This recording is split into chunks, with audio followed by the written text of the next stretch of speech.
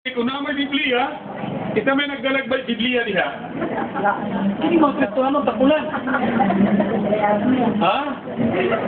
Ba't ko ganit Bible study, matatag prayer meeting, matatag tamay kunini, na mga okasyon, bitbit ang Biblia.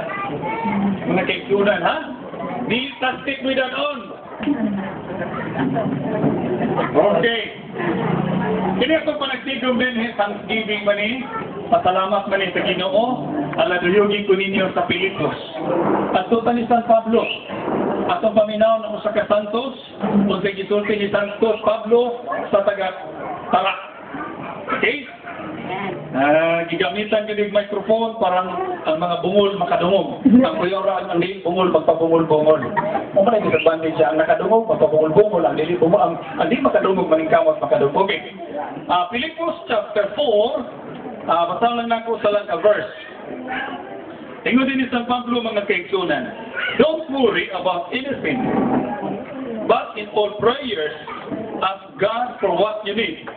Always asking Him with a thankful heart. And God's peace, which is far beyond human understanding, will keep your hearts and mind set in union with Christ Jesus. Ang Diyos, magapanalangin siya pulong, mag-ampo kita.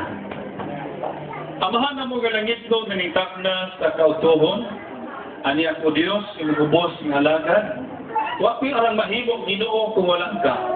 Pero nasay kami o Diyos, nga ikaw ani asa mong taliwala.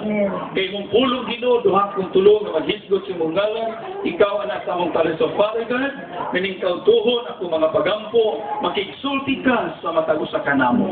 Imong ablihan ng among espirituhanong mga salabutan, imong ablihan o Diyos sa mga kasingkapin, gamitan imong ubos nga lagad.